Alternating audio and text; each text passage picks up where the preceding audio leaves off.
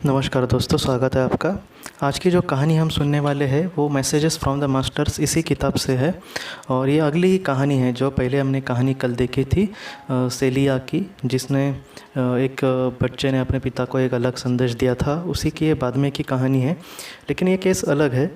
ये जो कहानी है वो एक इंसान की है जिसको कुछ हफ्ते पहले मारा गया था, मतलब उसको गोली मारकर उसकी हत्या की गई थी। और सेलिया के पास उसके जो परिवार था वो आया था। उसके पीछे उसकी पत्नी थी और उसके दो बेटे थे। वो जो दो बेटे थे उसके, वो दोनों डॉक्टर थे। ये सारी जो वाक़या है वो डॉक्टर बायनविच जी ने अपने आंखों से देखा है वहाँ पर ब्राज़ील में, जब वो गए थे सेलिया के पास।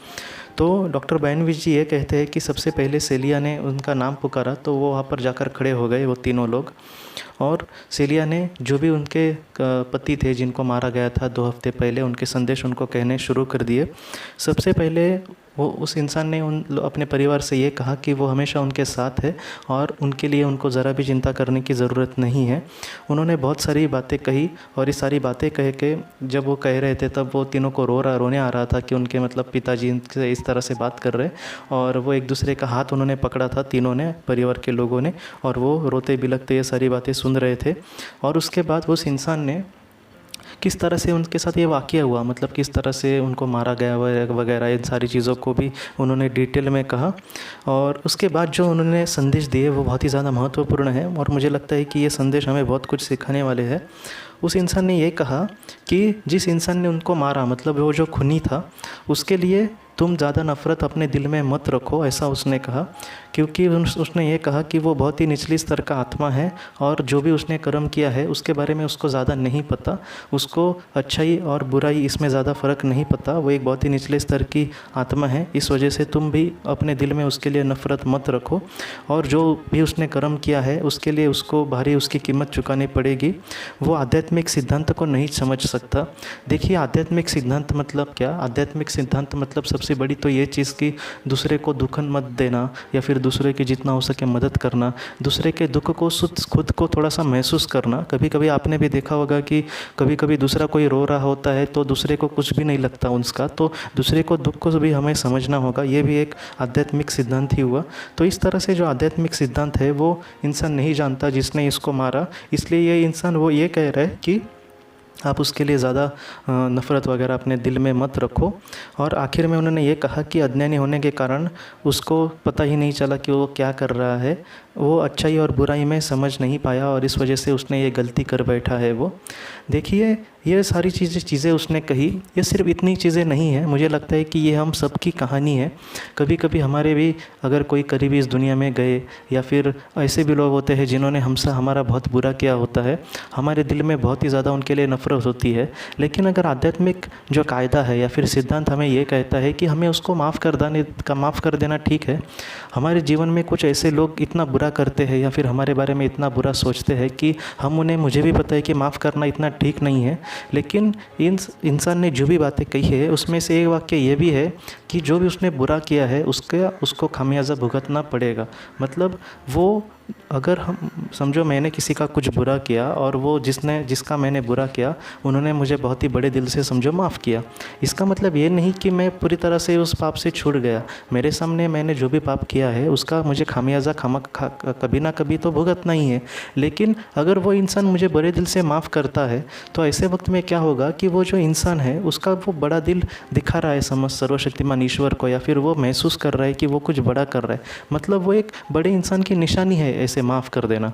देखिए, जो आत्मा होती है वो सारी चीज़ें जानती है, इस वजह से वो इस तरह से कह रही है। तो मैं यही चाहूँगा कि जिस तरह से उस इंसान ने ये सारी चीज़ें कही है वैसे अगर हम रोज़ के जीवन में कार्य करें, मतलब रोज़ के जीवन में, हमारे जीवन में जो भी लोग आते हैं हम उनसे इतना से प्यार से बात करें या फिर जितना हो सके उनकी मदद करने की कोशिश करें। अगर हमारा कोई कुछ बुरा चिंतिता है या फिर बुरा कुछ हमें कहता है तो जाने दो उसको, अपनी ज़िंदगी में उसको क्या करना है वो करे, लेकिन हम खामखा उसको कुछ बुरा ना कहे। ऐसा चाहता है, ऐसी एक बड़ी आत्मा चाहती है। तो ये जो कहानी है मुझे लगता है कि ये सिर्फ इसकी कहानी नहीं है कि वो केस जो आई थी सेलिया के सामने। मुझे लगता है कि हम सब की कहानी है कि हमें ज़िंदगी में किस तरह से जीना अच्छा होगा या फिर एक आत्मा किस तरह से सोचती है। आपने भी देखा होगा कि एक इंसान के विचार कितने अलग होते हैं और एक आत्मा के विचार कितने कितने अलग होते हैं। मुझे लगता है कि ये जब एक इंसान अपने जीवन में था तब उसने भी उस इंसान को पूरी तरह से बड़े दिल से माफ़ नहीं किया होता, लेकिन अब जब इस दुनिया से नहीं है या फिर वो आत्मा के रूप में अब सारी चीज़ें जानता है, तब उसको पता है कि वो क्या करे तो वो अच्छा होगा। तो इस तरह से मुझे लगता है कि ये कहानी जो है, जो डॉक्टर ब्रायन विच जी ने हमसे कही है, वो इतना बड़ा सीख देती है कि आत्मा किस तरह से सोचती है और वो आगे बढ़ सकती है। आत्मा को कभी भी ऐसा नहीं लगता कि इसने मेरा अगर कुछ बुरा किया है तो मैं भी उसका कुछ बुरा करूँगी। ये बहुत ही छोटी निचले स्तर की आत्माएं होती है ना, उनके ये ऐसे लक्षण होते हैं कि मैं उसका कुछ बुरा करूँगा या फिर मैं किसी को चैन से नहीं बैठने दूंगा। लेकिन एक अच्छी जो आत्मा होती है, मैं तो यही कहूँगा कि एक अच्छी तो जाने दो, लेकिन एक नॉर्मल आत्मा, मतलब जो मध्यम स्तर की वगैरह है, वो भी ऐसा नहीं सोचेगी कि मैं किसी का बुरा करूँ। दोस्तों, तो ये कहानी हमें यही सिखाती है कि कभी किसी का कुछ भी बुरा मत करो, या फिर हमारे साथ अगर किसी ने बुरा किया है तो उसको अपने हाल में जाने दो। उसने जो भी बुरा किया है उसका कभी ना कभी उसको फल मिलेगा ही, लेकिन हमें वो नहीं देखना। हमें बस अपनी ज़िंदगी आगे किस तरह से जीनी है उसके बारे में सोचना है। और मुझे यही लगता है कि हमें अगर किसी अपने को खोया है तो वो भी हमसे यही संदेश में कहेगा कि वो हमेशा हमारे साथ है और हम अपनी ज़िंदगी अच्छे से जिए। हम खामखा किसी भी दुख में ना रहे, जितना हो सके ज़िंदगी का सामना करें और एक अच्छी ज़िंदगी जीने की कोशिश करें। यही जीवन का सत्य है। या फिर वो हमसे कभी भी नहीं बिछड़ेगा। एक दिन ऐसा आएगा जब हम उससे मिलेंगे आत्मलोक में, और वो भी बहुत खुश होगा उस वक्त, और हम उससे भी ज़्यादा खुश होएंगे क्योंकि वो हमें अपना मिला हुआ होगा, और उस वक्त हमें कोई भी एक दूसरे से जुदा नहीं कर पाएगा। दोस्तों, तो आज की इस कहानी को लेकर अगर आपके कोई भी सवाल हो तो आप ज़रूर पूछें, मैं उसका ज़रूर आपको जवाब देने की कोशिश करूंगा। हम अपने अगले वीडियो में मिलते हैं। आपका बहुत बहुत शुक्रिया।